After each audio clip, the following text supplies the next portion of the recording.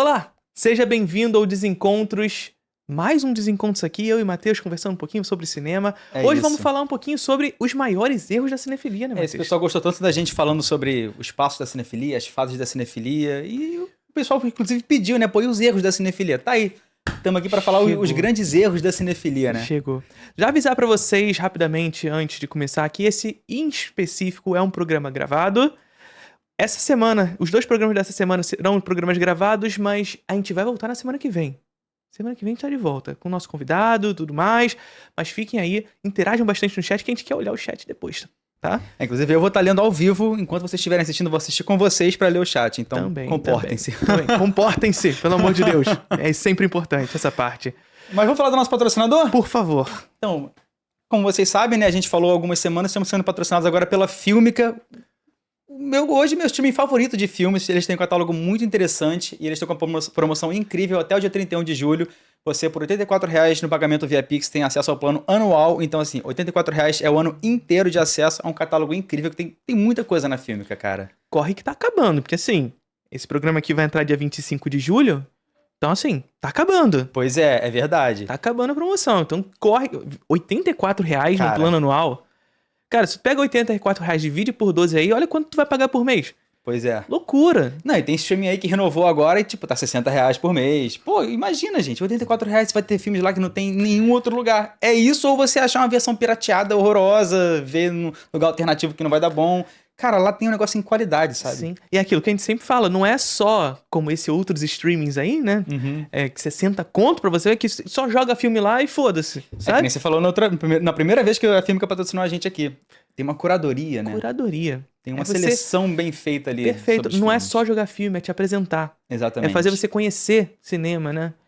A gente teve um programa aqui sobre conhecer cinema, por exemplo. Então, assim, a Fílmica te ajuda, de certa forma, a partir de uma curadoria muito bem feita, a conhecer esses filmes, né? Dentre eles, inclusive, o Matheus vai dar outras especificações ali maravilhosas pra vocês, mas dentre esses filmes, por exemplo, eu vou indicar hoje 2 filmes de uma atriz jovem, uma atriz que era jovem na época, pelo menos, né? Que é a Anna Torrent.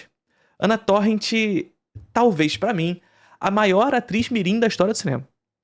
Possível. Puta que pariu. Então, assim, Cria Corvos, do Carlos Saura, e O Espírito da Colmeia, do Vitor Erice. Assistam esses 2 filmes, ambos disponíveis no catálogo da Fílmica.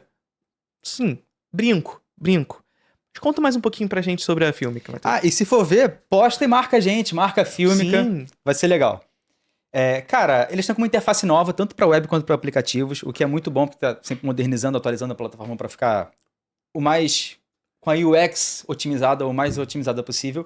E além disso, eles estão, Android, iPhone, Android TV, Fire Stick TV, Chromecast, Apple TV, tá em tudo, cara. A Fílmica tá em todas as plataformas e muito em breve vai chegar nas TVs Samsung e LG também. Muito em breve. Próximas semanas. Eles já Se estão bobear, já sai. Já tá quando a gente chegou, mas não tem como a gente prever, mas sim, em breve. Muito provavelmente, talvez, esteja já disponível também na LG e Samsung. A gente sabe que tem galera que gosta de ver na televisão e tudo mais. Já todos os aplicativos da própria televisão. Em breve estará disponível também pra vocês. E você ficou interessado no nosso... Na descrição. Ficou interessado? Aqui na nossa descrição tem um link pra você conhecer a Fílmica. E aqui no chat ao vivo também vai ter um comentário fixado com o link pra você conhecer e saber mais sobre os planos, sobre a plataforma. Perfeito. E é isso. Brinco. Vamos pra pauta? Vamos. Então, erros da cinefilia, né, Felipe Leão? Maiores erros da cinefilia. Vários que eu, pelo menos, cometi vários deles já. Total. É super natural, mas é interessante a gente falar sobre. É aquele a conversa que a gente teve no último podcast que a gente fez, no último, né? A gente tá gravado, já tá muito pra frente. Mas o último no momento que a gente tá gravando esse aqui. Mas que a gente conversou um pouquinho sobre os filmes pra começar a gostar de cinema, como começar e tudo mais. Foi um programa, inclusive, que a galera elogiou bastante e tudo mais. E a gente gostou bastante de filmar esse programa também. Aliás, a gente quer fazer parte 2 desses programas, que com certeza, tem muito mais coisa pra gente discutir sobre esses desafios no início da cinefilia, também os erros. A gente vai falar sobre alguns aqui, mas tem muitos outros que a gente pode discutir outras vezes. Inclusive, citem no chat, né? Sim, total. E aí, enfim, esse programa é quase uma continuação, né? Daquele do último. No último, como fazer, esse aqui, como não fazer. Exatamente. Mas antes disso, eu esqueci de uma coisa muito importante. seja membro do canal. Sim. Se torne nosso membro para você fazer parte do nosso grupo de Telegram. Sim. Em breve teremos mais novidades aí para os membros, mas por enquanto você já pode estar no nosso grupo de Telegram. Inclusive, as nossas pautas de programas de quinta-feira, que somos só eu e Leão, são escolhidas pelos nossos membros do nosso grupo do Telegram. Vocês. Então seja membro e venha ajudar a fazer nossas pautas de quinta. Se você já se tornou membro e não sabe como chegar no canal, não tem problema. Vai na aba comunidade, tem uma postagem fixada lá, só para membros, com o link do canal. Se não encontrou, o que eles podem fazer? Só entrar em contato com a gente. É Instagram, nós estamos aí. Estamos aí para vocês entrarem em contato com a gente. Né? É isso. Qual é a primeira pauta? Mas o que a gente vai falar primeiro? Qual o primeiro erro que a gente vai comentar? Cara, esse pra mim é o mais importante. É um dos mais porque importantes. é o que eu vejo as pessoas mais cometendo, não só os iniciados, mas a galera que já tá na cinefilia há muito tempo às vezes, que é só estudar cinema. A pessoa fica bitolada em cinema. Sim. E assim, a gente tem hoje uma plataforma, né? O Letterboxd, né? Que contribui um pouquinho com isso, né? Com essa lógica de um espectador meio ansioso. Sim. Esse espectador que precisa demonstrar que tem uma... O Letterboxd ele é quase uma carteirinha cinéfila nesse lugar, né? Sim. E aí você olha pro seu coleguinha que tem 1001 filmes logados, mas você só tem 999, você tem que ter mais que ele. Senão você não é cinéfilo o suficiente, né? Não, eu já vi, tem as pessoas fazendo corrida, tipo, caraca, eu tô com 96 filmes logados, eu preciso chegar aos 100, aí, tipo, ver 4 filmes em um dia, tipo... Sim, bota 4 filmes dos irmãos Lumière de 1 minuto e foda-se, tá ligado? E assim, quando a gente diz isso, não é nem porque a gente não tem que assistir filmes do Lumière. Por favor, assistam os filmes do Lumière, loguem os filmes do Lumière. Usem o Letterboxd como um diário. Tem gente também que é implicante nisso. Ah, tá logando filme de 1 minuto. Sim, tem que logar. O Letterboxd é um diário. Eu logo escrevo sobre filmes de 1 minuto. Sim, é isso. É cinema, É um diário. É um diário. Lidem como um diário. Não lidem como uma experiência. Competição, né? Como uma competição. Como o seu coleguinha tem mais que você e você tem que fazer mais que ele, senão você é menos do que ele. Não, eu lembro quando estreou o documentário sobre os Lumière, que eu esqueci o título. Tem uns 4 anos isso. Que passa vários curtas dos Lumière, né? Aí alguém fez uma lista no Letterboxd com todos os curtas que passavam. Aí, tipo, o meu feed era só, tipo, as pessoas logando 500 filmes dos Lumière no mesmo dia, sabe? Todo mundo, pô, eu vi o documentário, então eu vi todos esses filmes. No documentário tá os filmes. Nossa senhora! Foi muito engraçado. Mas, cara, o que você acha que o crítico tem que estudar além de cinema, Felipe Leão? Então, a primeira coisa que eu acho não é nem estudar. É vivência, né? É isso. Eu acho que uma das principais coisas é vivência mesmo. Estudar cinema, evidentemente, é muito importante para sua assimilação com o cinema. Mas é o que eu sempre falo pra galera. O que sei é o que sou. E o que sou é o que sei. Exatamente. Não dá pra gente separar, pegar o Felipe, pegar o Matheus e dividir em dois e falar: esse aqui é o Matheus que conhece cinema, esse aqui é o Matheus que experimenta cinema, que sente. Não existe isso. Eu só sei sentir um filme a partir do que eu sou. E o que sou é o que eu aprendi durante a vida. Perfeito. Não só o que eu aprendi nos livros, mas o que eu aprendi desde o momento que eu nasci e comecei a me encontrar com o mundo. Me encontrar com a minha família, com meus pais, com as pessoas que amo, com os amigos, com os livros, com aquilo que aprendi. E claro, com os filmes que assisti. Então, é claro que com mais filmes você vai assistindo, e não quantitativamente, mas qualitativamente, melhor você vai assimilando esses filmes.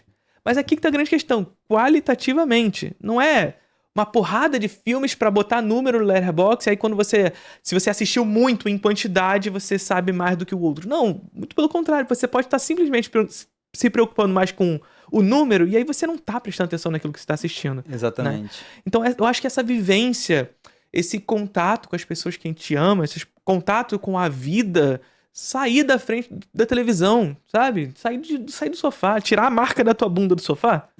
É importante também pra gente assimilar um filme. Eu acho que o crítico, todo crítico e cinéfilo, mas principalmente o crítico, ele tem que ser um aspirante a polímata. Ele não precisa dominar todos os assuntos, mas ele tem que querer entender os assuntos, sabe? Você tem que pesquisar um pouquinho sobre tudo. Porque o crítico nada mais é senão um agente de interpretação do mundo. Sim, total. E ninguém aprende sobre o mundo estudando só geopolítica, só história. Não, você tem que ter interesse em tudo. Sim. E, novamente, não é pra você ser especialista, vou ter que fazer um pós-doutorado em história, um mestrado em filosofia. Não, mas você tem que se interessar.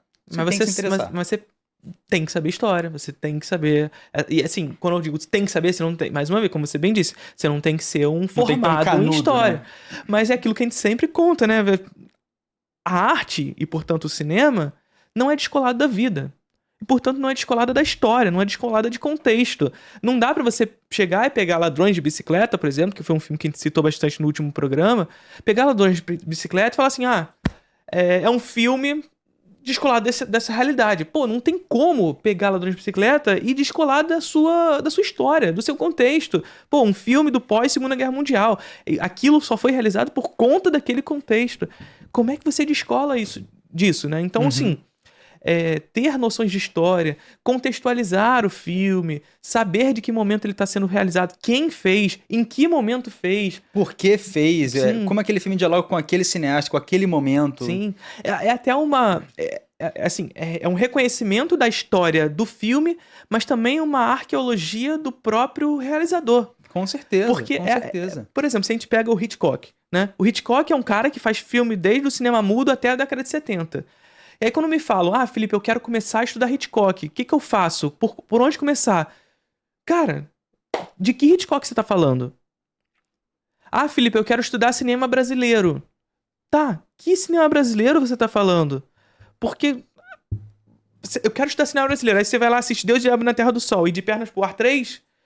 Tá, qual o cinema brasileiro que tu tá estudando, Como cara? é que o cinema brasileiro foi disso pra isso, sabe? O que aconteceu no caminho, o que eles retratam daquelas épocas onde eles foram concebidos, tipo... E quando eu digo isso, eu não tô nem falando, tipo, porque o De Pernas pro Ar 3 não era pra você assistir. Não, é o contrário. É justamente você ter a compreensão de que se você vai estudar, você tem que ter recorte. E recorte tá contextualizado.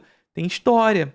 Tem uma arqueologia do saber daquele diretor, né? Então, o Hitchcock do cinema mudo é completamente diferente do Hitchcock que posteriormente faria filmes também na Grã-Bretanha, mas na sua fase britânica ali falada, que é muito diferente do Hitchcock hollywoodiano, que é muito diferente do Hitchcock da década de 50, que ele vai fazer ali o Janela Indiscreta, o Intriga Internacional, o Vértigo, enfim. Então, são vários Hitchcocks. De que Hitchcock a gente tá falando? Que Hitchcock que a gente tá estudando? Que cinema brasileiro que a gente vai estudar? Então, não adianta só estudar cinema. É saber onde esse cinema está. Onde ele está localizado espacialmente e temporalmente. Porque, tipo, é legal você ler um livro do Bazin, mas também ler um livro do Deleuze. Sim. É legal você ler um livro, sei lá, Todorovsky, ler um artigo do Tag Gallagher, mas também ler Northrop Frye, que foi um dos maiores teóricos da literatura que existiu, e, tipo, a Anatomia da Crítica é um dos livros mais importantes para estudar estrutura narrativa, cinema. Pô, ler a poética, sabe? Sim. Tem muita coisa fora do cinema que vai te engrandecer muito analisando o cinema. Boa parte da teoria cinematográfica vem da psicanálise, por exemplo. Exatamente. Então, pegar a teoria do espelho, a teoria dos dispositivos, fase dos espelhos, Lacan, enfim, essa galera toda influencia muito. Laura Mulvey, que é uma autora do cinema, mas parte da psicanálise para trazer a sua ideia feminista, da teoria feminista no cinema. Feminismo. Você vai estudar cinema sob uma perspectiva feminista, pô, você tem que estudar feminismo para poder falar sobre essa perspectiva no cinema. Senão você vai acabar discutindo todas as palavras na superficialidade. Discutir imagem, como é que se discute imagem, sabe? Então, a filosofia da imagem. O Bazin, quando escreve toda a sua teorização do cinema, ele não tá falando só sobre cinema. Sabe? O cinema, ele não surge do zero. Pra começar a discutir cinema, a gente não parte de um zero. O cara, pra pensar aquilo que ele fez, ele tava discutindo arte desde a pré-história, sabe? Eu diria até que, tipo, estudar cinema é importante, mas especificamente sobre arte, história da arte é muito mais relevante como objeto de estudo do que o próprio cinema. Sim. Tipo, não que não seja importante, mas eu priorizaria estudar a história da arte pra depois estudar cinema, sabe? Porque você tem que localizar o cinema na história da arte. Sim, localizar o cinema, estética, né? Então, perceber, o que é estética? Antes de pegar cinema, tá? Cinema é uma dessas artes, mas é uma dessas artes que carrega consigo uma estética. O que é estética? Sabe? Estética como ciência da percepção. A maneira como nós, portanto, enxergamos a realidade, percebemos essa realidade. Ora, o cinema é uma dessas maneiras de perceber a realidade. Como é que a gente vai deixar a estética de fora pra estudar? E mais uma vez, estética não é o quão bonitinho é um filme quanto é feinho um filme, gente. Pelo amor de Deus. Então, sabe, estudar outras coisas para além de cinema é muito importante. Evidentemente, você vai focar os seus estudos em cinema. Claro, se você está estudando cinema, você vai ler mais sobre cinema do que outras coisas. Mas é de suma importância que você caminhe pelos outros ramos do conhecimento. Com certeza. Que contribuem, inclusive, de maneira a trazê-los para uma análise da própria imagem. Estudar imagem não é só estudar aquilo que está apresentado na tela, mas como aquilo se relaciona com a realidade material do indivíduo e do coletivo, de como as pessoas percebem a realidade. né? Por exemplo, uma coisa que eu sempre converso com a galera é a gente perceber toda essa relação que eu converso o tempo inteiro de a câmera mostrar o imediato frente a ela e, portanto, ser sentida como realidade para as pessoas. Isso tá para além do filme, né, Matheus? Tá para além da gente ver um filme e falar assim, as pessoas sentem isso como verdade. Não, mas isso também tá relacionado, por exemplo, a gente pensar o genocídio israelense e como ele é trazido em audiovisual para as pessoas no mundo. Pô, isso está intimamente relacionado a essa lógica de como o cinema chega até as pessoas. Porque cinema não é só o filminho, né? Cinema não é só o filminho que a gente assiste lá, sentado no sofá e bota lá 2 horas para assistir o filme. Não, cinema está nos conectando diariamente o tempo inteiro. Desde o filme que a gente vê, aos vídeos que a gente vê no YouTube, aos vídeos que a gente fica rolando no TikTok. É audiovisual, é imagem, sabe? Então isso tudo está relacionado com a nossa vivência. E como é que a gente não assimila isso tudo à nossa vida, de fato, sabe? Como que a gente não vai assimilar a lógica da imagem num mundo que é feito de imagens o tempo inteiro? E cada vez mais. A gente pensar hoje em inteligência artificial, pensar em metaverso e etc e tal, que são mundos que cada vez mais nos destinam para essa lógica, uma criação de um duplo, de fato, um mundo duplicado, virtual, um mundo duplicado onde há uma projeção dessa realidade e a gente não discute imagem. Estudar cinema tá para além de estudar só o filme. Com certeza. Eu diria até que, tipo, o crítico não é, tipo, cheguei no patamar crítico. Não, a crítica é uma prática. Sim. É uma prática de dialética da pessoa com o mundo, e o cinema é uma parte disso. É um recorte que a pessoa faz. Eu sou crítico de cinema, eu vou ter uma dialética com o cinema, analisando ele no contexto com o mundo, etc. Mas você não chega no patamar, estudei o suficiente, sou crítico. Não, o crítico não para de estudar nunca, amigo. Nunca. O mal do crítico é esse. Quanto mais filme você vê, mais filme tem pra você ver. E quanto mais você estuda, mais você tem coisa pra estudar. Porque você vai chegar num autor, você vai ler, tá referenciando o outro. Não sei que porra esse cara tá falando. Vou pegar esse outro livro e vou ler. Pois é bom pra caralho. E como você falou, misturando sempre isso com a nossa relação com a realidade. Porque o crítico que não sai de casa, desculpa, eu não leio o crítico que não sai de casa. Não leio. Eu não confio em quem não sai de casa, gente. Não dá. Vai num parque, vai num bar, vai num teatro, vai jogar futebol com teus amigos, faz alguma coisa, mas não fica só em casa vendo filme não, porque tu vai ficar bitolado. Sim. E essa pessoa, ela pode até ser entendida de cinema, sabe? Ela entende cinema. Ela sabe ela todas um pouco de forma. Ela sabe de teoria, ela sabe as coisas e tudo mais, mas eu não vou... A sensibilidade dela vai pro caralho. Eu não vou confiar numa pessoa que não sabe experimentar. Eu entendo a teoria, mas como é que se experimenta? Como é que você usa dessa teoria pra experimentar a coisa? É aquilo que a gente falou lá no início. E sempre perguntam isso também, até erros da cinefilia, combina muito com o assunto, né? Felipe, ontem eu tava dando aula no Sesc e me fizeram essa pergunta, inclusive. Felipe, mas o que você acha, assim, como é que o crítico ele separa os seus conhecimentos objetivos dos seus conhecimentos, da sua maneira como você experimenta o filme? Não separa. Simplesmente isso. Não separa. E aí é isso. Por quê? Porque o Felipe não consegue se dividir em dois. Eu não consigo me dividir em dois. Pra uma parte de mim experimentar o filme e amar o filme, e a outra parte de mim ficar assim, não, aqui tá errado, aqui tá certo, caça-erro, sabe? Crítico não é caça-erro. Crítico não é caça-erro. Muito pelo contrário. É isso. A gente experimenta o filme. E ao experimentar o filme, nós gostamos ou não. Agora, como nós gostamos ou não? A partir das nossas vivências. E dentro dessas vivências, aquilo que sabemos. E até por isso que não existe essa ideia de, esse filme aqui, objetivamente ele é bom. Objetivamente ele é mau. Não existe. Não, porque cada filme existe em quem ele assiste. É uma relação que a pessoa constrói com as vivências e conhecimentos dela com aquele filme. Sim.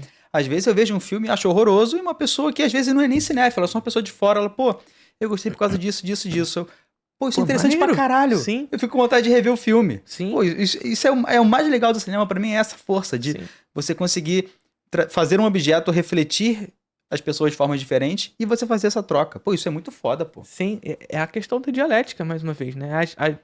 O crítico, ele não para justamente porque o crítico é um agente reativo à coisa posta no mundo. E é claro, como críticos de cinema, a gente reage ao cinema. Só que o cinema não tá descolado da vida.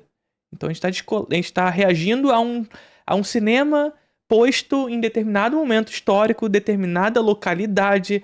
É diferente pensar em cinema no Brasil e cinema em escala Mundial mundial. mesmo. É completamente distinto.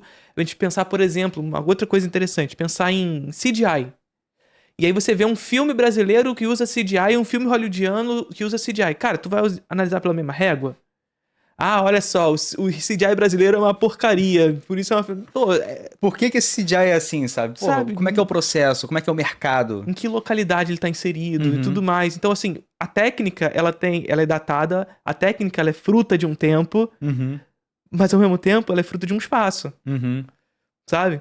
Então, o uso de determinada tecnologia nos Estados Unidos é diferente do uso de tecnologia no Brasil. São outros usos, outras técnicas, outras capacidades de usá-la, né? Porque existe uma dinâmica internacional, de fato, onde todas as relações de capital se destinam para o norte global, nós somos periferidos do capitalismo. Percebe como tudo está entrelaçado na maneira como nós percebemos o cinema? Não dá pra gente simplesmente avaliar um filme, perceber um filme por sua... descolado da parada, só como se fosse um mundo que tá ali na tela e acabou. Acabou o filme, acabou a realidade. Sabe? Não, o filme ele tá em nós, ele é vivo. Sabe? Assim como a arte é viva, a arte, eu digo, as outras artes, o cinema também o é. Só que aí vem aquela questão, né, Matheus? Como o cinema ele é uma arte tão presente no dia a dia das pessoas, como o cinema é uma arte tão reproduzível, ela é sentida como algo menor, né?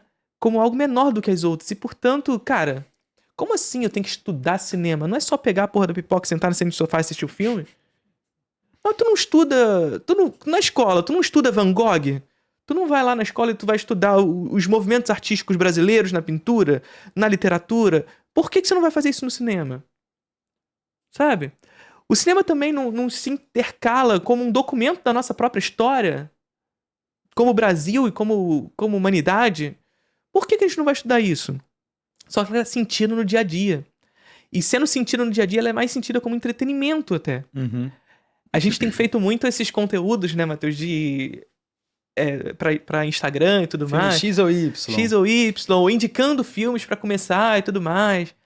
E o último vídeo que a gente fez, pelo menos o último, quando a gente gravou esse episódio aqui, foi justamente indicando 10 filmes para começar a gostar de cinema, né? Que saiu justamente do episódio que a gente falou sobre isso. E muita gente falando assim, mas esses filmes aí não levam as pessoas a gostar de cinema, porque tem que indicar Clube da Luta, tem que indicar esses filmes assim, assado.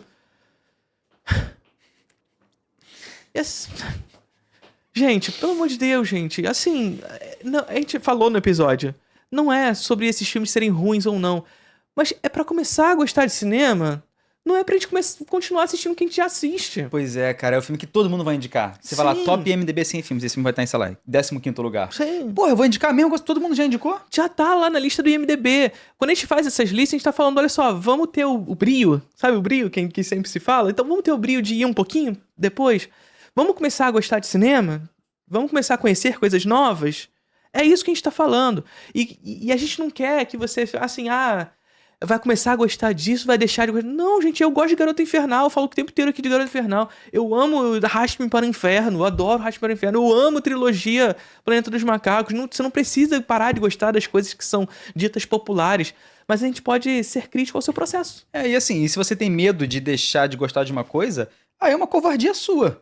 Você tem que estar aberto a mudar de gosto, pô. Você quer ser a mesma pessoa pra sempre? Você quer ser o cara que, pô, eu sou um homem de 40 anos que vejo Star Wars e não gostei que esse filme não é o bonequinho matando outro com a espada azul. Pô, você vai ter o mesmo olhar pra... Você pode consumir coisa de criança. Tá tudo bem você ter 30 anos e ver Star Wars e Homem de Ferro, que são coisas pra criança, mas você pode ver. Só que pelo menos tem uma relação de adulto com isso. Sim. Tem uma leitura de adulto. Não seja sempre infantilizado, sabe? Esse medo de deixar de gostar é uma coisa maluca, né, Pô, cara? isso é ridículo, gente. Cara, que eu vou adorar mudar de opinião sobre uma coisa que eu gosto. Eu vou adorar. Porque tem muito disso, assim, o processo de amadurecimento do sujeito, do indivíduo, é normal, né? Então a gente nasce, a gente se torna criança, a gente se torna adolescente, se torna adulto, e a gente vai amadurecendo nossos gostos. Ninguém normal. filé com fritas e arroz pra sempre, sabe? Pior que tem, gente. Pode comer, tá tudo bem, sabe? É bom pra caralho. Mas come outras coisas também, cacete. É o tal do paladar infantil pra exatamente. comida. Tem o paladar infantil pra eu vou comer McDonald's todo dia. Pô, amigo, beleza. Se tu quer isso, tudo bem. Tá fudido. Tá fudido. Porra. Mas é um pouco disso, né? Essa lógica de medo de mudar de gosto. É um negócio reacionário, pô. É reacionário, mas é também ideológico de alguma forma. Não ideológico da pessoa. Não, sim. Não, ideológico... Sabe? A palavra com P, o capitalismo. Sim. Manter as pessoas sempre com o mesmo gosto, consumindo aquilo para sempre, para você poder controlar o que aquela pessoa vai consumir. Sim. E assim você ditar as demandas. E aí a pessoa passa a ter medo de não de mudar. Ah, mas é o meu filme, eu tenho medo de parar de gostar. Primeiro assim, se você começar a estudar cinema, não necessariamente você vai deixar de gostar. Você pode continuar gostando desse filme de outra maneira. Você pode até gostar mais. Pode até gostar mais. Pode parar de gostar também? Pode. Eu vou dar um exemplo. Qual é o medo de parar de gostar? Você vai começar a gostar de outras coisas. Exatamente. Você vai conhecer infinitas coisas. Sim. Aliás, há infinitas coisas pra você conhecer, né? Você não vai conhecer infinitas porque não tem como. Sim. Mas, por exemplo, Homem-Aranha. Eu cresci apaixonado pelo Homem-Aranha de Sanheim. Eu não gostava do 3. Eu comecei a estudar cinema pra caralho. Hoje eu gosto dos 3. Inclusive do 3 que pessoas falam, mas eu gosto, pô, eu gosto. Então você não vai deixar de gostar das coisas necessariamente, sabe? Até as fases da cinefilia que a gente fala, né? Que a gente tem aquela fase que a gente passa a rejeitar Hollywood. Uhum. É isso. No processo de amadurecimento de gosto, a gente tem um momento que a gente passa a rejeitar Hollywood. Depois a gente volta e passa a gostar de volta. Uhum. Sabe? Então, e aqui, mais uma vez, quando a gente fala de não estudar só cinema, e aí eu volto para a questão da estética, né? Estética, ciência da percepção. E dentro da estética nós temos basicamente, é claro que há mais coisas do que isso, mas basicamente 3 ramos de estudo. Teoria da arte, teoria do belo, não o cantor, e teoria do gosto. Cara, na estética se estuda gosto. Quando a gente estuda estética, a gente estuda gosto. Então, gosto não é que nem bunda, sabe? Gosto não é que nem bunda. A gente estuda gosto na estética. Por quê? Porque o gosto muda, o gosto amadurece, o gosto está intimamente relacionado aos processos da realidade material. O gosto, ele é construído por uma estrutura produtiva ao qual estamos inseridos. O gosto é produzido pelas nossas vivências, e nossas vivências têm a ver com aquilo, as pessoas que nós amamos, as pessoas que encontramos. O gosto está intimamente relacionado às coisas que fazemos, e que fazemos inseridos dentro de um sistema produtivo. Então o gosto é muito mais complexo do que dizer, é meu e é só meu, não importa o que você acha. Não, o gosto ele está aí para ser distribuído. É para ser posto para ser reagido. Para que aquilo que eu gosto, eu mostrar para as pessoas por que eu gosto, e alguém falar, porra, tu falou merda. Sabe? E aí reagir àquilo que eu gosto. E a partir dessa relação dialética, o meu gosto reagido a um outro gosto, claro, gostos esses embasados com aquilo que sabemos, né, enquanto crítico. Somos e vivemos. E a partir disso, formação de paradigmas. Dialética. Nenhum clássico nasce instantâneo. A história não se faz imediatamente. Eu queria até aproveitar para puxar a próxima pauta, posso? Olha. Que são essas palavras ou termos prontos que pessoas falam, tipo, pô, esse filme é um clássico instantâneo. Desculpa, amigo, você não vai entrar para fora. Não vai ter como o filme ser um clássico instantâneo. Filme atemporal. Esse eu detesto também. Caraca, é um filme tão bom que ele é atemporal. Não é, amigo. Todo filme é documento de um tempo. Não tem como ele ser atemporal, porra. Sim. Caralho. Clássico instantâneo. Vamos no clássico instantâneo? Clássico instantâneo. Vamos no clássico instantâneo. É isso, né? É o clássico miojo. É o clássico... O clássico, ele... Por definição, é um filme que depende do tempo. Sim. O tempo vai tornar ele clássico. Sim. Os desdobramentos das coisas que acontecem no mundo e no cinema farão ele se tornar um clássico, um filme referencial. É isso. Isso não acontece de dia pra noite, gente. Talvez o filme seja clássico e você não esteja nem mais vivo pra ver isso acontecer, sabe? E quando a gente diz é o tempo que vai fazer, não é como se, o filme lançou, agora deixa o tempo fazer seu trabalho. Não. Não, é o processo crítico, é o processo cinéfilo, é o processo do mundo, político, tudo isso. Sim. No tempo... acontecem coisas, inclusive o trabalho crítico de reagir a esse tempo que a gente fala. Mas não só ao tempo, mas ao espaço onde aquilo está inserido. É perceber um filme hollywoodiano como hollywoodiano. É perceber um filme brasileiro como brasileiro. É perceber um filme europeu como um filme europeu. É o processo que o Truffaut fez de valorizar o Hitchcock, por exemplo. Sim, o Hitchcock é um antes e depois. É um antes e outro depois do Truffaut. Caralho, da novela Vague, como tudo. Da novela Vague como um todo. Tipo, houve um trabalho de reconhecimento, porque ele era visto como um manipulador, um cara de truques aqui e ali, sabe? Sim. E não, pô, um dos maiores formalistas da história do cinema, Sim. Porra. E a gente perceber isso até para um cinema mais contemporâneo. A gente pensar no Shyamalan, por exemplo, né? Que é um diretor que a gente gosta, com ressalvas, algumas coisas aqui, mas a gente gosta. Mas o Shyamalan foi esse diretor, né? Que ali na década de 90 surgiu como uau, né? O novo Spielberg. É, né? tinha capa de revista, né? The New O Spielberg. New Spielberg. E já superou faz tempo, hein, gente? Olha só. Mas é o novo Spielberg. E assim, entra pra década de 2000 e olha a análise contextual, né?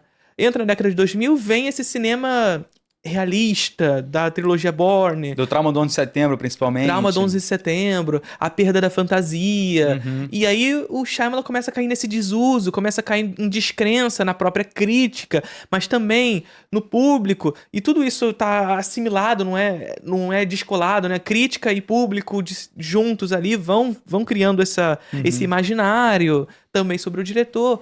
Até que ele cai num lugar meio... Quem é esse cara? Continua fazendo as mesmas coisas. Nos Estados Unidos ele é piada completa, né? Pois é. E aí aqui no Brasil, olha só, não é só tempo, é espaço também. Aqui no Brasil é um cara resgatado, Sim. sabe? É um cara resgatado. A gente pegar outros filmes como Speed Racer, que na época foi bomba, mas que é crítica brasileira, não sei se mundial também, tô por fora desse debate. Eu acho que os canadenses gostam, mas eu não gosto muito da galera canadense, não. Mas fizeram esse resgate no filme. Uhum. Então, assim, existe um debate. Que em muitos dos filmes que são... Hoje a gente tá discutindo sobre o Garoto Infernal o tempo inteiro, que foi um filme que, se tu entra no Rotten Tomatoes, assim, é 50%, 40% lá. Rotten Tomatoes, que é outro assunto também, Outro né? assunto pra daqui a pouco. Então assim, sabe, não é... Nenhum filme nasce instantâneo. Muitas vezes, grandes diretores caem em descrença e depois retornam no debate popular. Inclusive, aquele momento de descrença retorna também. Aquele momento que ele fez filmes que foram mal falados e tudo mais. Voltam pro debate e ganham espaço. Uma coisa até que a gente tem que pontuar é que nessa janela onde o tempo opera e a cinefilia e o mundo, etc., mais do que nunca, o marketing também tem uma participação muito grande nisso. Sim, sim. A percepção que as pessoas têm de um cineasta ou um filme é muito influenciada pelo dinheiro hoje. Sim. O Brian De Palma, se tivesse sido marketeado, ele seria reconhecido como um dos grandes cineastas da história da humanidade. E não é, infelizmente, porque ele é um foda do caralho. Pra caralho. É o grande, assim, pra mim, Da Nova Hollywood. é o grande nome da Nova Hollywood. Eu fui cancelado no Twitter essa semana por isso, tu viu, né? Não vi. Eu até silenciei o tweet, que era uma foto dele com Spielberg, Scorsese, George Lucas e tinha mais um, quem era? Não lembro, enfim, tinha mais um da Nova Hollywood. Aí eu citei falando, posso falar? Coppola, o de Palma o de Coppola. Posso falar? O de Palma sobra muito aqui. E pra mim sobra muito, foda-se. Fácil. E o pessoal ficou revoltado. Pô, foda-se, amigo, faz tua opinião aí, caralho, essa é a minha. Porra, faz o teu tweet. E assim, não é nem como se fosse, tipo... É porque no Twitter tem esse negócio... A gente vai falar sobre o Twitter... Ele já falou sobre o Twitter, na verdade. Eu tô perdido nas pautas, porque hoje a gente vai fazer 2 programas. Mas tô perdido nas pautas. Mas a gente já falou sobre ele em 2 programas, 3 programas atrás aí. Mas... no Twitter tem esse negócio com o Scorsese, né? Porque, ainda tem isso, né? É um diretor que ainda faz filmes hoje. O De Palma tá aí, mas... É aquele negócio. O estilo do De Palma não tá cabendo nos tempos de hoje, né? E aí ele cai meio nesse lugar do esquisitão, maneirista e tudo mais. Vulgar um pouco. É um pouco do que caiu o Shyamalan depois do 11 de setembro. Um lugar meio tipo num limbo ali e tudo mais. E o ruim é que isso, aí já até puxando uma pauta derivada, tipo, as pessoas já vão com o olhar pronto pros filmes. Tipo, já vão esperando um negócio ridículo do Shyamalan. E na época ninguém percebeu que Fim dos Tempos é um filme sobre o 11 de setembro. Sim. É um filme sobre o trauma e a paranoia americana pós 11 de setembro. É lindo. Aquela cena que o Mark Wahlberg tá desesperado porque ele tá na casa e tem uma planta. Ele começa a rezar pra planta não matar ele.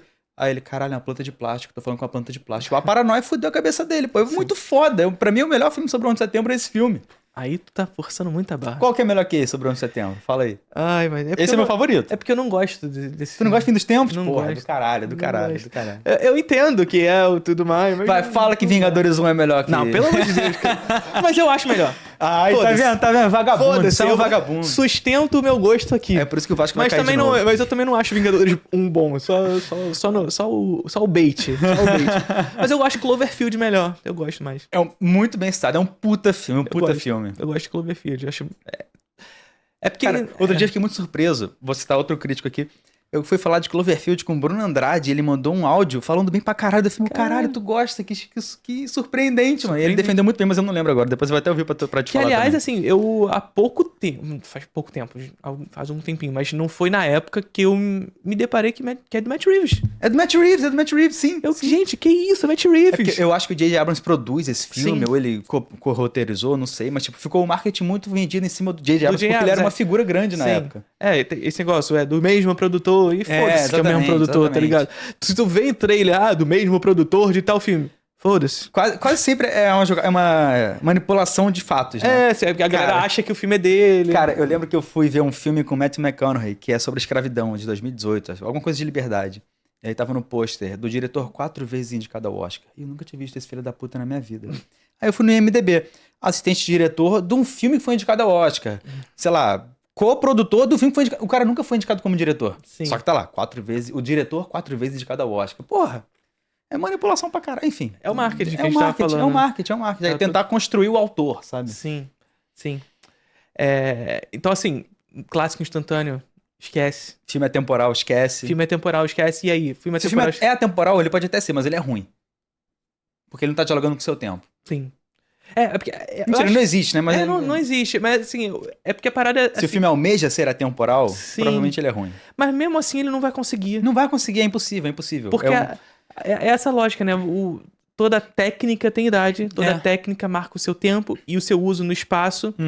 E, portanto, o filme ele acaba sendo um documento da realização daquele tempo e daquele lugar.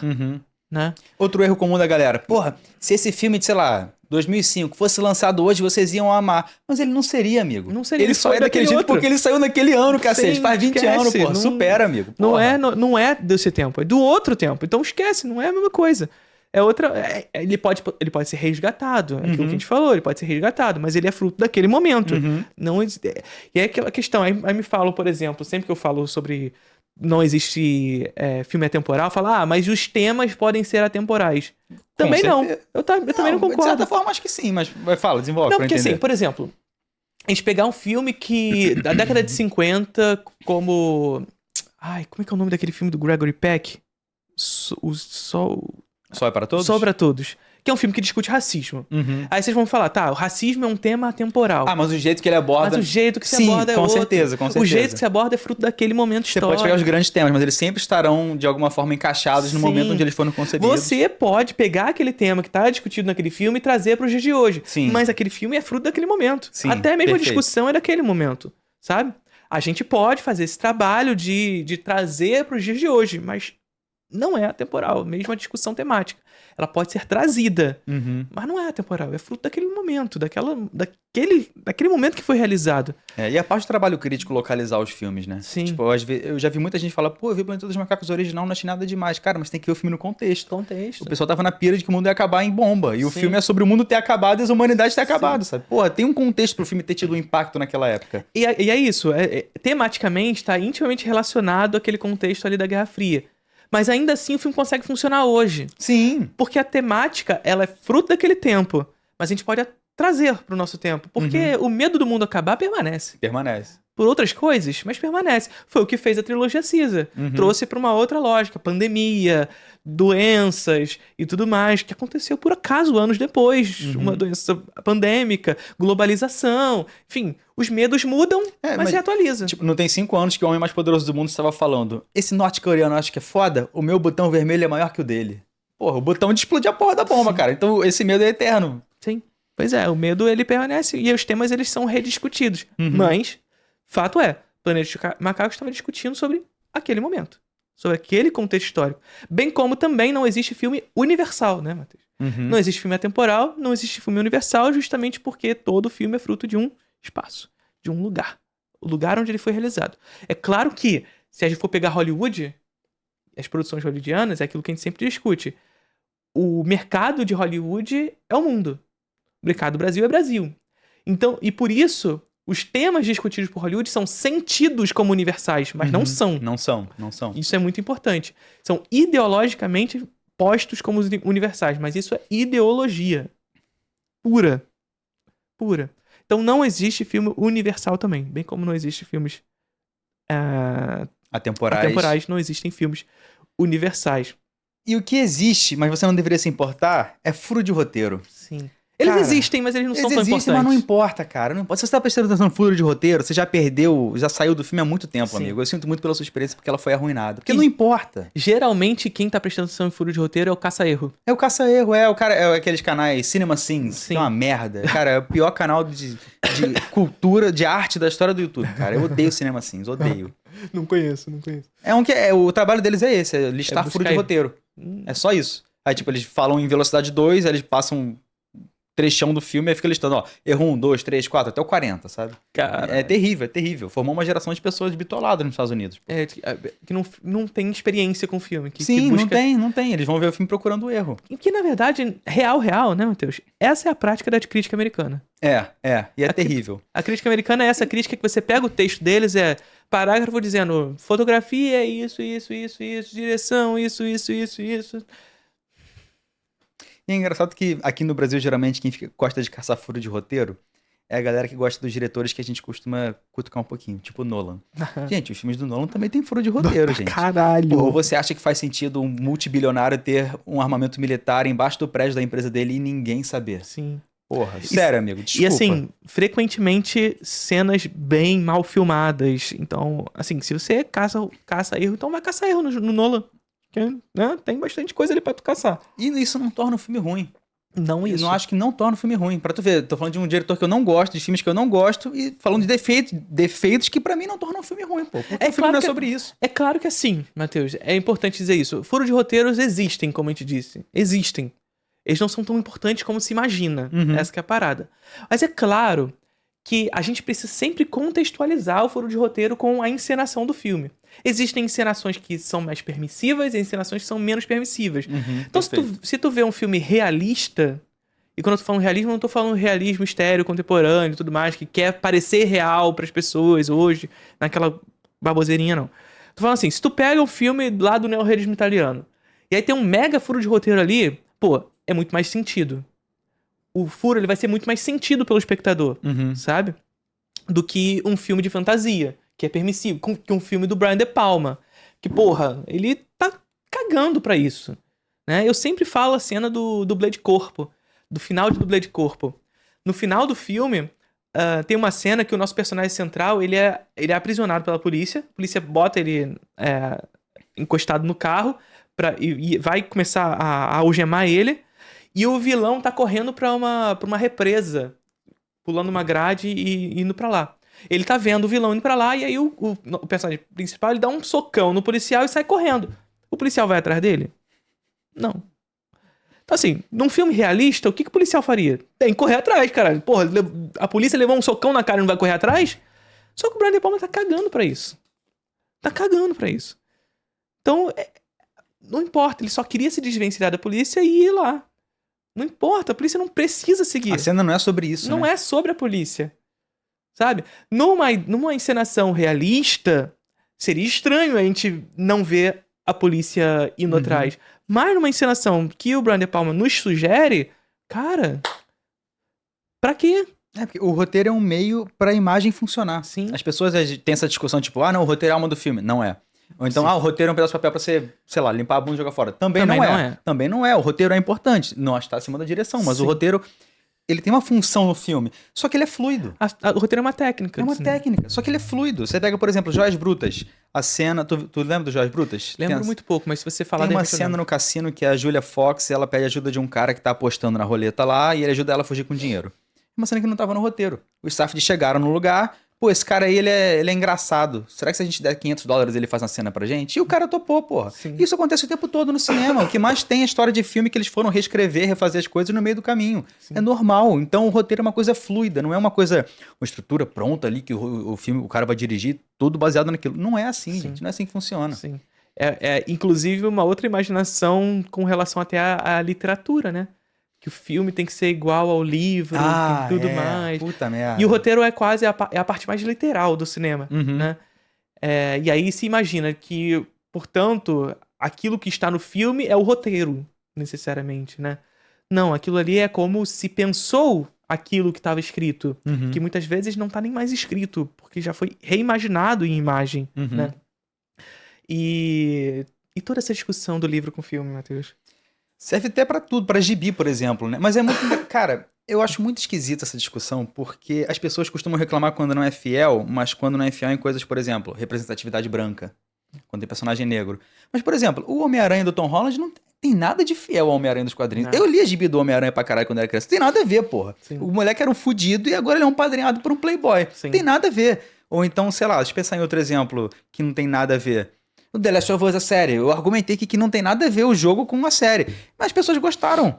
Então, tipo, é um negócio muito nitpicking, sabe? As pessoas escolhem quando elas gostam quando não gostam. Tipo, Senhor dos Anéis. Ah, a série não é fiel porque tem um elfo negro. Tá, amigo, tem um monte de coisa também que o filme do Tolkien, que o filme do Peter Jackson mudou do livro e a galera não reclama, porra. Então é um saco isso, porque é sempre um negócio muito seletivo. As pessoas escolhem coisas que elas não gostam e como elas às vezes não conseguem elaborar e argumentar por que elas não gostam, elas falam, porque não é fiel. Isso é chato pra caralho, pô. Sim, total. Tô meio revoltado, né? Não, mas é pra ser revoltado, né? Mas assim, gente, então, estamos fazendo aqui também as nossas ponderações de erros na cinefilia e tudo mais. Mas é pra vocês pegarem isso aqui e irem assimilando também a parada, né? Não é pra tomar como tá- verdade, é pra a gente você não- refletir sobre isso. Perfeito. E não é pra vocês também lidarem isso aqui como um esporro pra vocês, não, pelo amor de Deus. Não, eu tô falando de pessoas hipotéticas. Sim, é o... Assim, eu pensei em uma outra pessoa em alguns momentos aqui até agora, mas não são Claro. pessoas que provavelmente vão assistir a gente, sabe? Tipo, o Roger Ebert não vai assistir a gente, porque ele já tá com o Olavo de Carvalho. Não, mas eu pensei em pessoas. Pensou? Pensei. Mas eu não vou revelar. Eu pensei em um ex-crítico que se aposentou. Um paulista muito doido. Mas não vou citar, É o que eu tô não. pensando? Cara, acho que não, porque ele não é famoso. Ah, tá. Mas é porque eu imaginei que pudesse ser esse famoso. Cara, é um cara que ele reclamou... Ah, já falei disso até em outro podcast, que ele viu o vidro do Shyamalan e reclamou. Poxa, mas ela não acredita que os heróis têm poderes, mas ela fez instalações que se preparam pra lidar com os poderes dele? Isso não faz sentido. Sim, esse é o ponto do filme, amigo. E ele reclamando da parada. Mas eu tava pensando que era um dos dois que a gente sempre falou que nunca vai estar aqui. Ah, é que eu não consumo. Eu não consumo, não consigo. Eu tentei ver um vídeo de uma das pessoas semana passada, assim, cara, não é pra mim, não vou ficar vendo essa parada, que eu vou ficar só com raiva, então... Mas cabe pros dois isso. Cabe pra caralho. Não vamos revelar quem é. Nem Não, mas adianta. Quem viu todos os programas deve saber um deles, né? Sério, Pelo menos, acho porque eu já que sim. falei um deles aqui. Sem querer. Mas sem soltou. querer, mas soltei. Eu banco minha opinião, gente.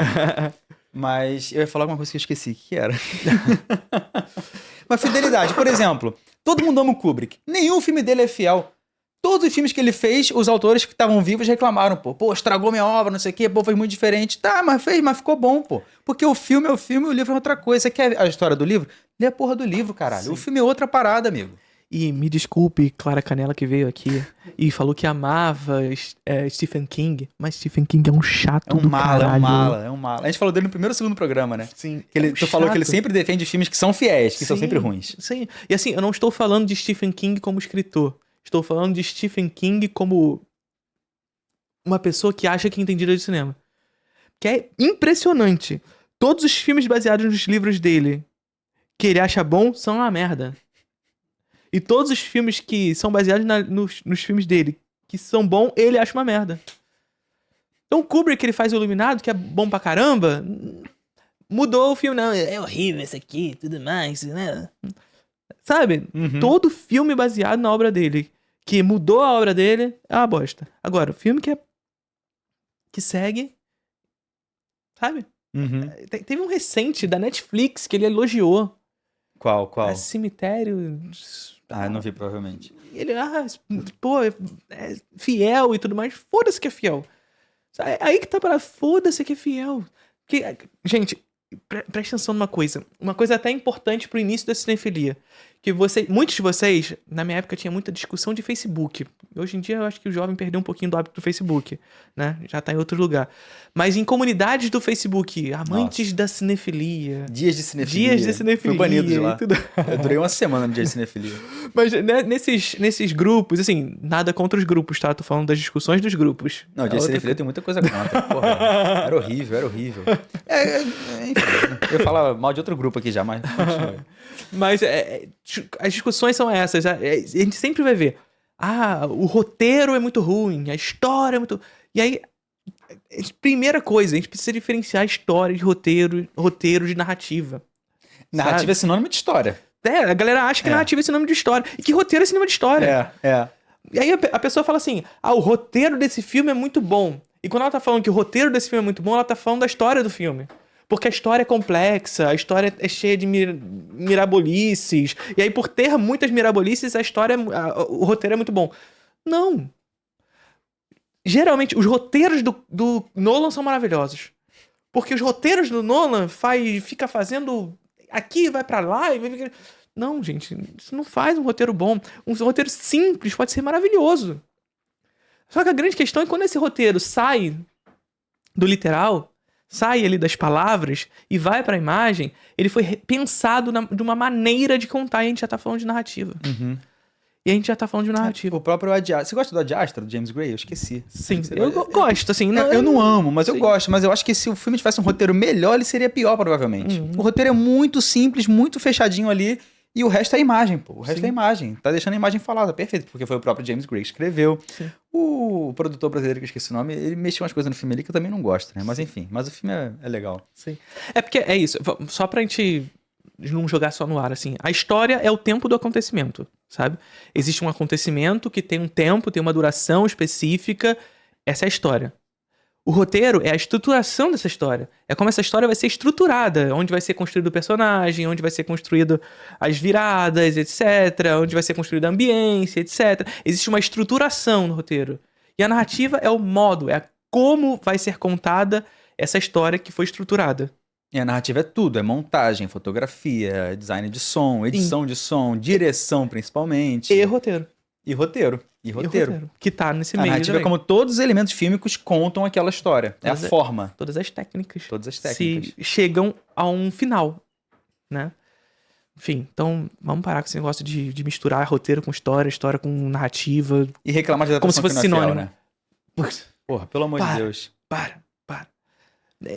Não como, assim, não é fiel. Tá bom, não é fiel. Mas usar isso como um critério pra... Ainda pode ser bom mesmo assim. Sim. É que nem quando fazem um remake de algum filme. Pô, mas tem nada a ver com o original. Porra, tá ótimo. Mas é bom? Sim. Eu quero saber se é bom. Sim. Porra. Até porque ser igual é aquilo que... Voltando pro Planeta de Macaco. Se a gente pega... se o Matt Reeves fizesse a trilogia Caesar, sendo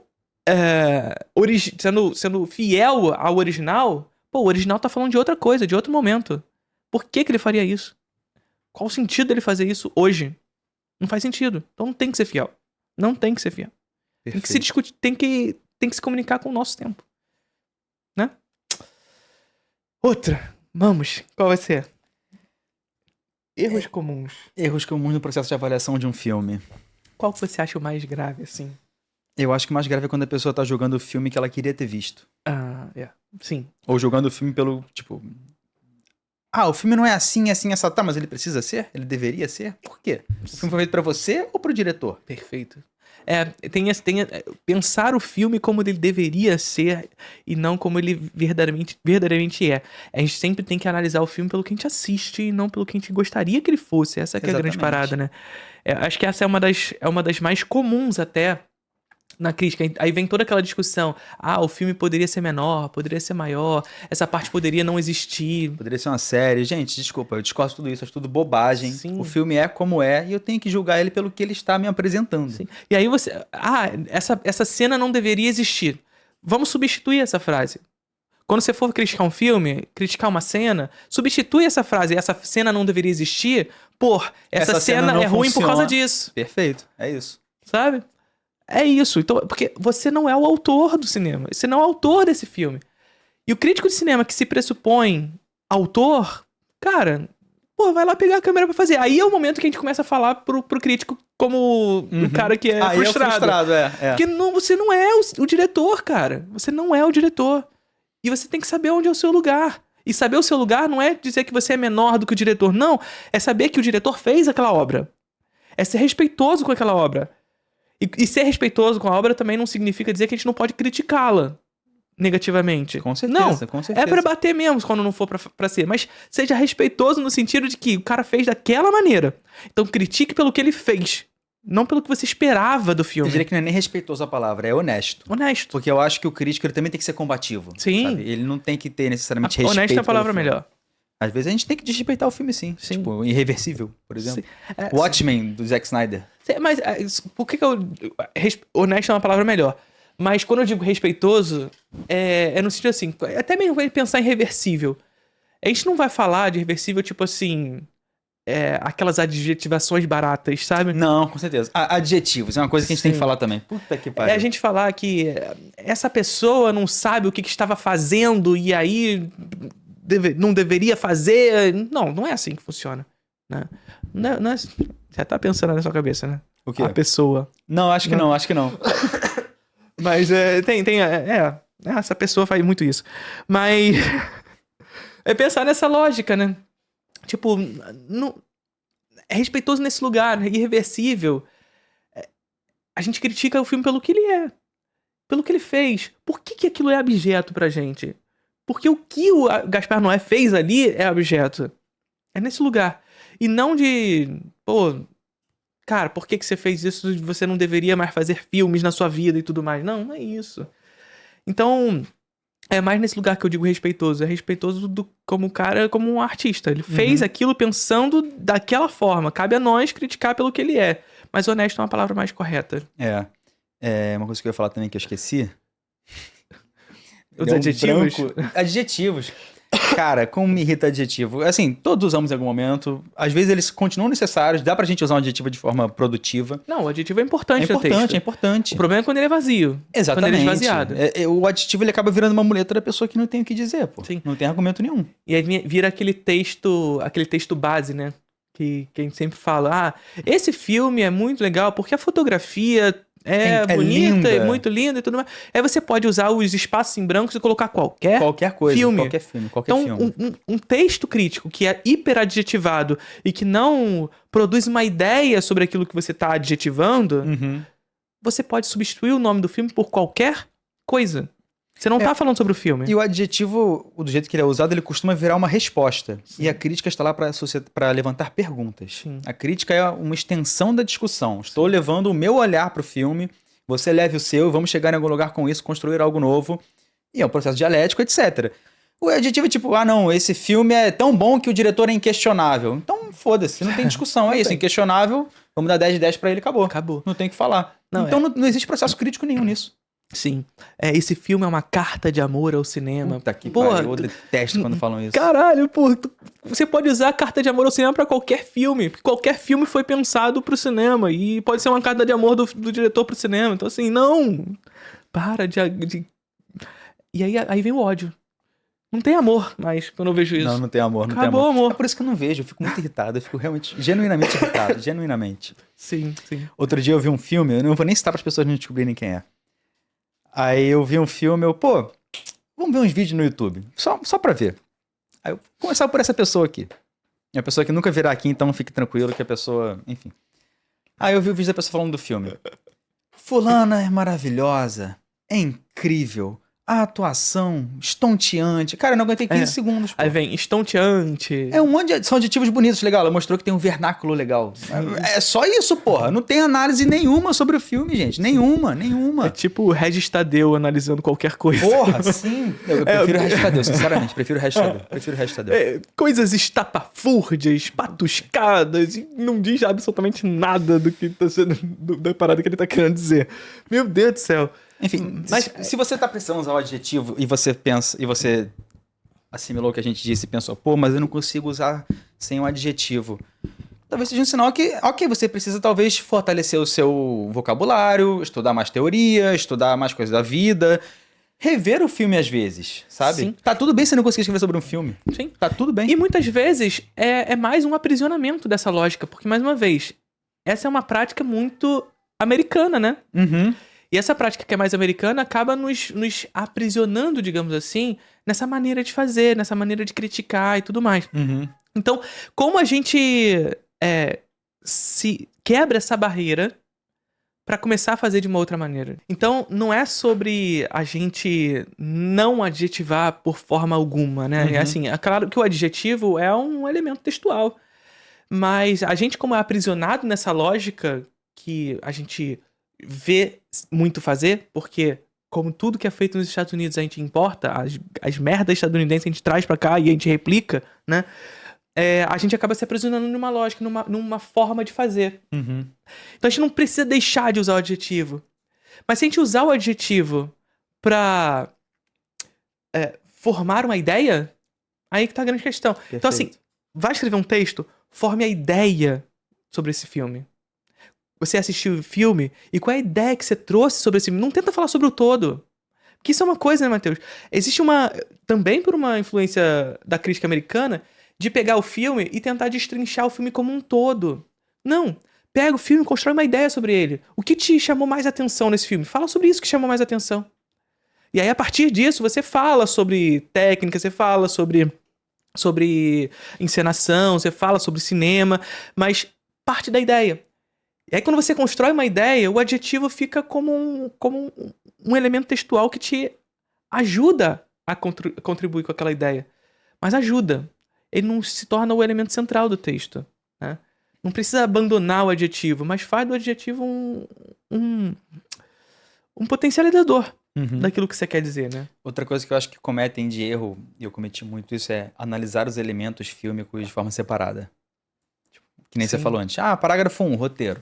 Parágrafo 2, atuação. Parágrafo 3, som. Sim. Porra, amigo, isso não existe. O filme é a humanidade. Você tem que analisar como essas coisas todas conversam, porra. E o pior de tudo é quando chega na nota, assim, né? Nossa, é. E depois uma média aritmética de tudo. Como se o cinema fosse uma média mesmo, né? Tipo assim, o roteiro, direção e tudo mais, é tudo a mesma coisa. Só somar e dividir, sabe? É uma coisa matemática calculada mesmo, sabe? É, E IA. aí, no final das contas, a nota é 8,16. É. Pelo amor de Deus. 9,99. Porra, caralho. E hoje em dia, ainda tem mais um critério. Porque assim, direção, casting, atuação, né, roteiro, etc. Agora tem um outro. Não sei se você viu esse site. Puta merda. Lá vem merda. É um site que tem um lacrômetro. Ai. É literalmente um lacrômetro. Você pega esse site. Depois eu vou te passar esse site, Matheus. É daquela linhagem lá, alguma coisa assim? Não, um site em inglês. Um site americano. Mas literalmente, o site ele pega o filme. É tipo um woke meter. É um woke meter. É pra você. É mesmo? A palavra? Não, eu esqueci agora qual é a palavra que eles usam, tá. mas é literalmente uma barrinha Aham. de quão woke ou quão based o filme é. Literalmente isso. Só que assim, começa dessa forma. É um site pra você averiguar se vale a pena você assistir, porque se ele é woke ou não. Porque se é woke, você não vai assistir, né, gente? Sabe? E aí, o site começa dessa forma. Direção, roteiro, e aí a última é o lacrômetro, né? Que é o... Como é que é o que você falou? Woke meter, sei lá. Alguma coisa desse tipo. E aí você pega os filmes e vai estar lá, 95% based, 5% woke. Como é que eles chegam nesse cálculo? O que significa 97% woke?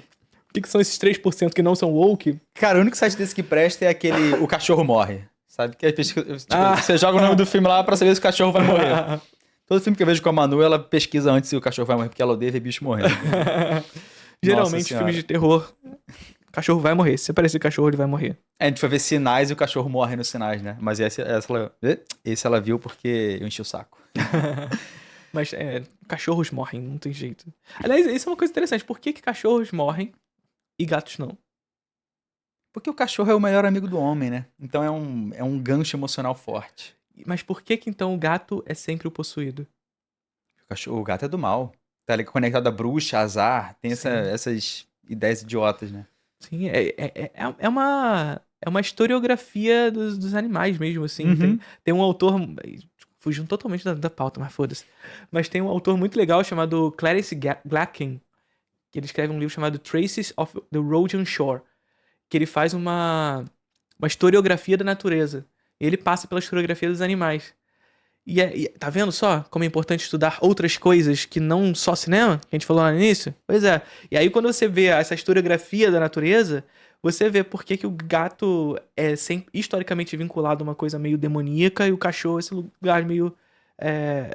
Porque essa ideia de cachorro é o melhor amigo do homem não é de hoje, tá lá desde os egípcios, tá ligado? Tá lá nas pinturas egípcias. No Egito o gato era amigo também, não era? Mas aqui tem culturas e culturas, né? Enfim. Então, essa historiografia ela vai mudando ao longo da história.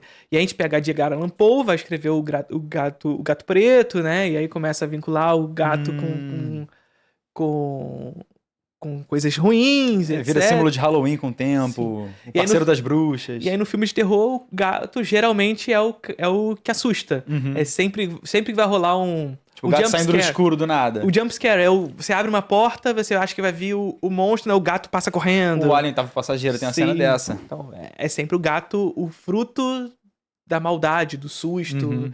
E o cachorro é o que vai morrer, porque gera pena. Eu tinha um amigo que ele não gostava de gato. E ele é muito crente, né? Eu, por que você não gosta de gato, cara? Ele, porra, gato negou água a Jesus quando tava na cruz. Eu, que... Gato? Eu fiquei imaginando a cena, Jesus na cruz... Aí um gato com um pote de água olhando pra ele, não vou dar não. Cara, de onde surgiu essa ideia imbecil? E o que ele imaginava? O gatinho levantando assim, porra, pelo amor de Deus. É cada merda que inventa sobre os bichos, gente. E devaneios. Não, mas vamos pra próxima. Vamos pra próxima. Daqui a próxima essa é muito importante também, mas a gente deve ter falado algumas vezes dela, mas é bom sempre falar. Sim. Um dos maiores erros que as pessoas podem cometer é levar premiações a sério, gente. Não vale porra nenhuma. Premiação não vale nada. É um prêmio da indústria. É rico dando prêmio pra rico, é só isso. Artisticamente, não é nada. Sim. Artisticamente não é nada. Assim, é claro que... Dita tendências, etc. Isso. É aí que tá... Qual é a importância dos festivais, das premiações e tudo mais? Ditam tendências. Então, assim, é pra desconsiderar isso? Não. Você não vai desconsiderar o Oscar, você não vai desconsiderar o Cannes, não vai desconsiderar Berlim, não vai desconsiderar essas premiações e festivais, porque são frutos dessa realidade, reproduzem realidade, ditam tendências, moldam gostos, e por isso a gente tem que sim levar em consideração. Por isso. Mas não considerar que o filme é bom porque ganhou o prêmio. Perfeito. É ruim porque perdeu ou não foi indicado. Aqui que tá a grande questão. Não é pra... cinema brasileiro nunca teve um Oscar. O cinema argentino tem. Logo, o cinema argentino é melhor do que o nosso. Pelo amor de Deus, gente. Uma premiação dos Estados Unidos vai ditar o que é o melhor cinema da América do Sul? É sério mesmo? Tipo, esse é o nível de viratismo que a gente vai ter? Eles indicam Cidade de Deus, que foi o mais americano possível. Óbvio, porra. Sabe? Eles têm o gosto dele, o olhar deles, cacete. Sim. E assim, não é como se estivessem errados, sabe? É que a gente fala, Parasita. Por que Parasita ganhou? Não é pra você levar, Parasita ganhou porque é o melhor filme feito naquele ano, um dos melhores filmes já feitos no século XXI, quando não de todos os tempos. Não é por isso. Até porque não é. Até porque não é. Apesar de ser bom, mas não é. Há controvérsias aqui, né? Não, já discutimos Parasita, já discutimos. Você gosta. Cara, eu gosto cada dia menos. Cada vez que eu falo desse filme, eu gosto menos. A gente teve um episódio episódio eu acho muito à direita. Eu acho assim, realmente muito à direita. Muita direita. Muita direita. Ele não acho que ele é um filme à direita. Anti-radical. Eu acho que não é eu não acho um filme muito à direita. Acho que é um esquerda liberalzão, assim. Que é direita. Convenhamos. Não é direita. Aquele centro-esquerda, sabe? É que você gosta de enriquecer banco. Sim, tá. Até o Fiore tá falando sobre conquistar o mundo, trabalhando com um trabalho duro e ganhar dinheiro, e é isso. Todos têm a chance, meritocracia. Concordo com a visão política de Matheus. Não sei se concordo com a posição quanto a Parasita. Aqui. Mas eu acho um bom filme. Mas assim, não é isso. Mas, para além disso tudo, é um bom filme, mas ele não ganhou o Oscar porque é um bom filme. Sabe? Então, porque todo filme que ganha o Oscar, todo filme que é premiado, ele é fruto de um pensamento daquele momento histórico. O motivo pelo qual a indústria deseja premiar aquele filme, que está intimamente relacionado àquele processo histórico, está intimamente relacionado àquela realidade, àquele momento e aquele espaço, né? Aqueles interesses ideológicos daquele país e tudo mais. Então, a premiação, ela é importante para averiguar qualidade? Não. Não é uma métrica para avaliar a qualidade. Mas sim, a premiação, o festival, é um importante parâmetro de construção de tendências e de construção da história, de fato. É o que a gente falou já aqui inúmeras vezes. Cannes foi um importante festival, inclusive, para disseminação do discurso da Nouvelle Vague, em determinado momento. Sabe? E até para reconhecimento do cinema brasileiro. Sim, também.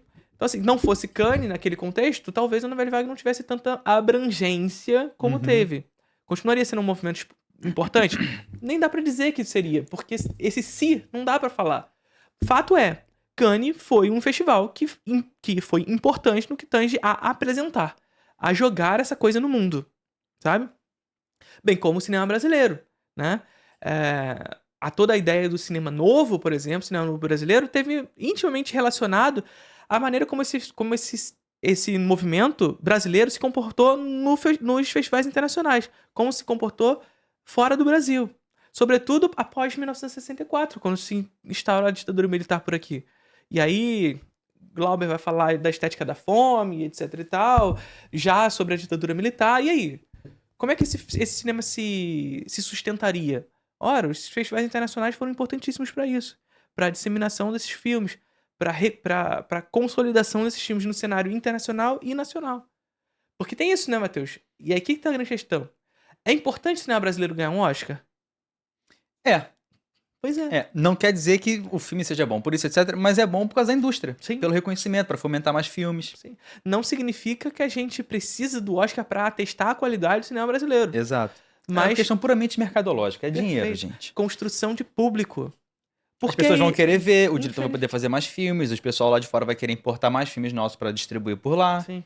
Inevitavelmente, infelizmente, o Oscar permanece sendo um parâmetro onde as pessoas, ao verem um filme brasileiro lá, desejarão o assistir. Isso aconteceu com Cannes, recentemente, com um filme brasileiro, com o filme do Kleber, por Uhum. exemplo, né?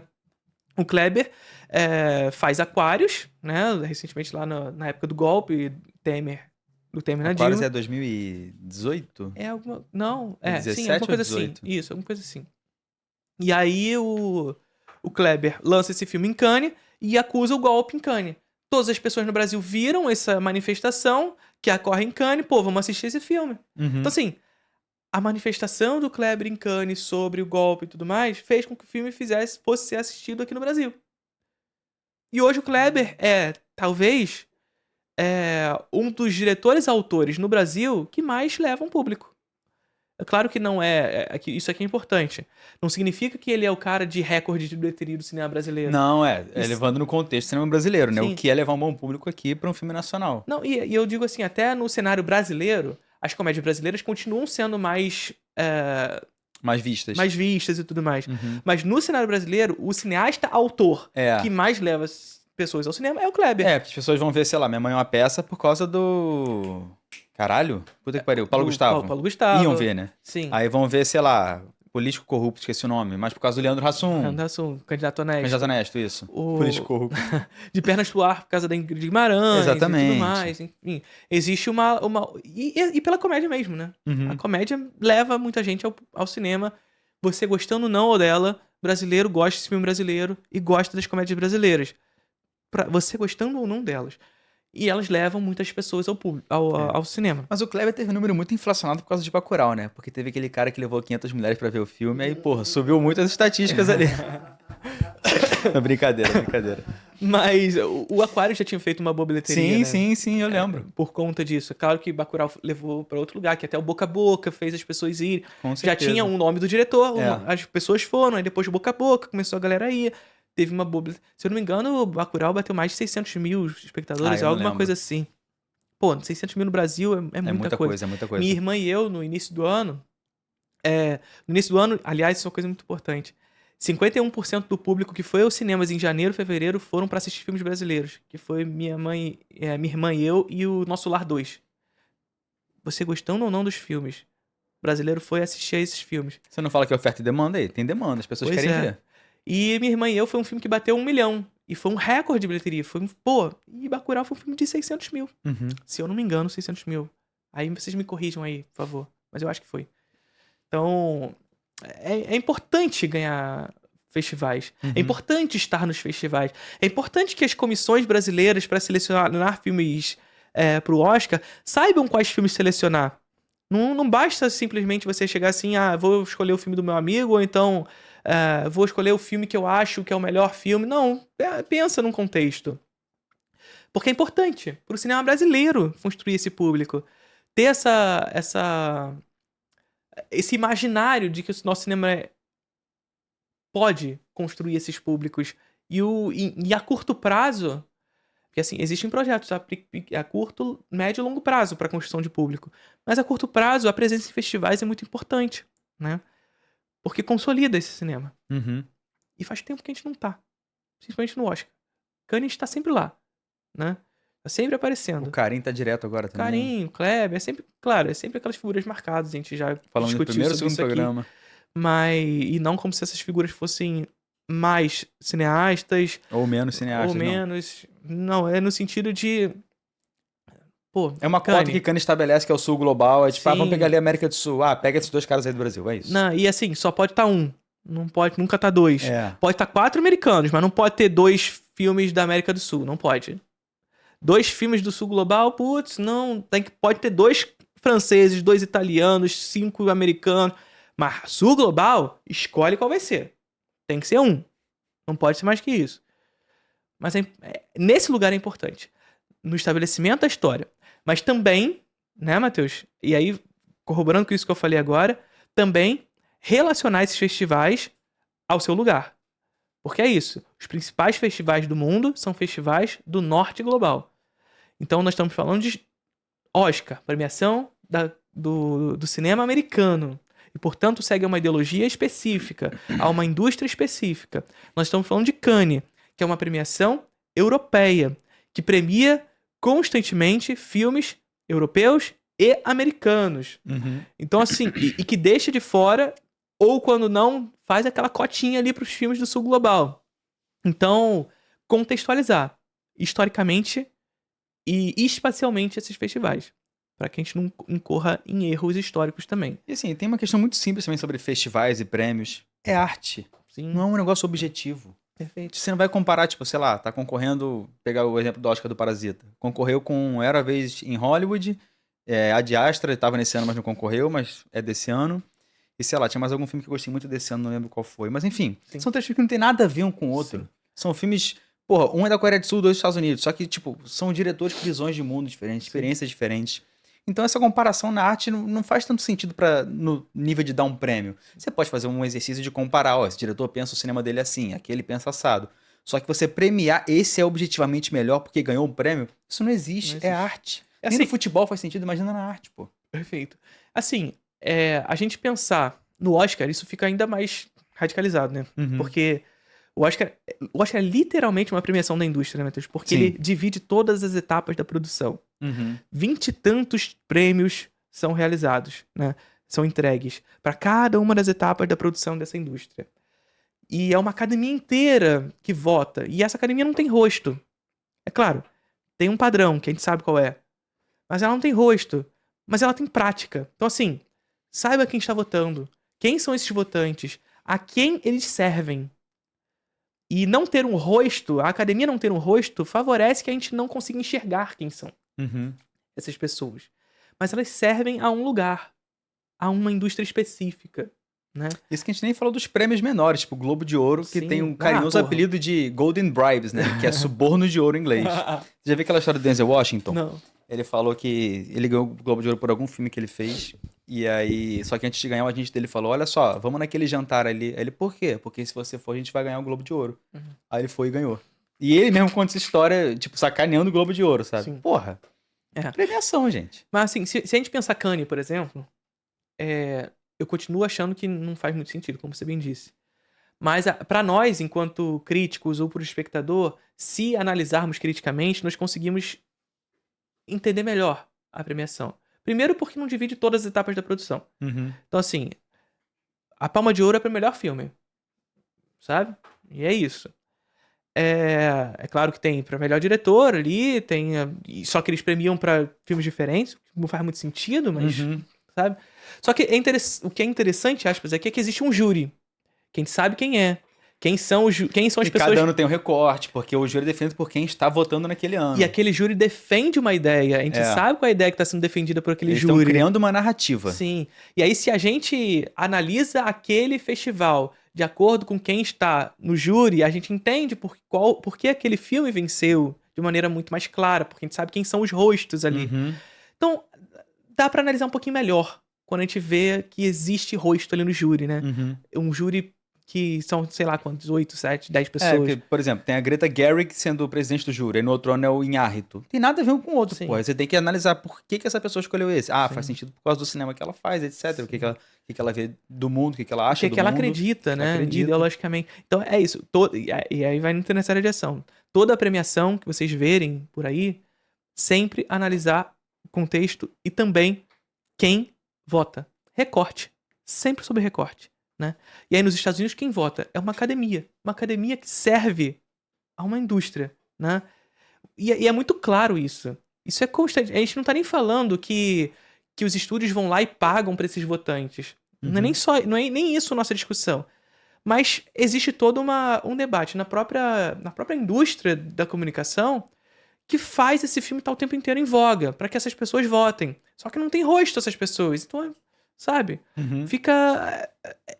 acaba sendo fácil de vincular essa lógica. Agora, quando você sabe o rosto daquelas pessoas, fica um pouquinho mais aceitável no sentido de você conseguir, naquele rosto, daquele júri, reconhecer os seus interesses, né? Para além de uma coisa que é muito geral, como o Oscar acaba trabalhando. É isso. Certo? Certíssimo. Vamos. Acabou. Temos um programa? Temos um programa. Inclusive, deixem aí no chat se vocês querem que a gente faça uma segunda parte desse programa futuramente, né? Tipo, quais outros erros da cinefilia nós podemos abordar, que a gente pode retomar e fazer uma parte 2, quem sabe? Podemos. Eu acho que é um tema importante, assim como o tema da como entrar na introdução cinefilia, da cinefilia. A gente quer trazer mais coisas sobre isso também, futuramente. Então, seja membro aqui do canal e também surgiram pautas de programas. Pô, seria legal se fosse um programa sobre isso. E aí, o que vocês acham? Mas lembrando, a chance de você conseguir editar a pauta é sendo membro. Sendo membro. Então, seja membro aqui do canal. Porra, R$4,90 você vira membro, né, cara? Porra, é muito barato, Pelo amor de Deus. Apoie o produtor de conteúdo independente. A gente precisa de vocês. É sempre importante, tá? E apoia nosso canal. Aqui, ó. Tá com a gente. Conheça a Fílmica. Tá com a gente. De verdade, aqui, gente, não é porque é patrocínio. Sim. É bom pra cacete o catálogo. Eu fiquei muito surpreso. Também. R$84 até dia 31 de julho. Estamos no dia 25, eu acho, que é quando esse vídeo vai ser lançado. Então, assim, poucos dias. Vem. Fechamos? Fechamos. Abraço. Pessoal. Mais um programa. Temos mais um. Tchau, tchau.